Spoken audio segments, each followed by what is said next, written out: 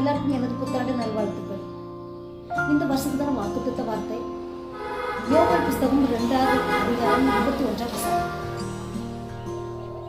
பயப்படாதே, மகிழ்ந்து கலிகூர் கருத்து பெரிய காரியங்களை செய்வார். இந்த புதிய வருஷத்துல உங்களுக்காக கர்த்தர் பெரிய காரியங்கள் செய்யும் என்று வாக்குத்தத்தம் தந்திருக்கிறார். நாம் எண்ணி முடியாத, ஆராய்ந்து முடியாத, கிரகிக்க முடியாத பெரிய காரியங்கள், இன்னும் நாம் அறியாதது எட்டாவதுமான காரியங்கள், இன்னும் புறஜாதிக்குள்ளே சொல்லிக் கொள்ளத்தக்கான பெரிய காரியங்கள், நம்முடைய இருதயம் மகிழத்தக்கான காரியங்கள் நம்முடைய வாழ்க்கையில் நடக்க வேண்டும் என்றார்.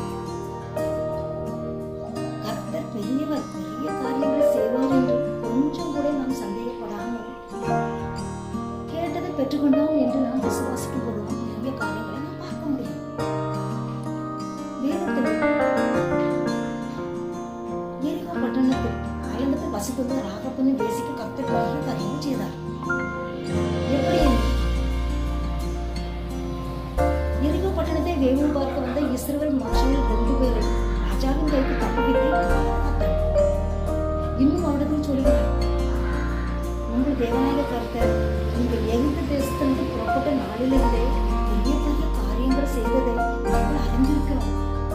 இன்னும் உங்கள் தேவனாய கர்த்தர் ஒருவரை மேலே வானத்திலும் கீழே பூமிக்கும் தேவனானவர் என்று நாங்கள் அறிந்து கொண்டு விசுவாசிக்கிறோம் என்றார். அதன்படியே அந்த எரிகோ பட்டணம் எல்லாம் அக்கினியால் சுட்டரிக்கப்பட்டு ஜனங்கள் எல்லாரும் சங்கரிக்கப்பட்டார்கள்.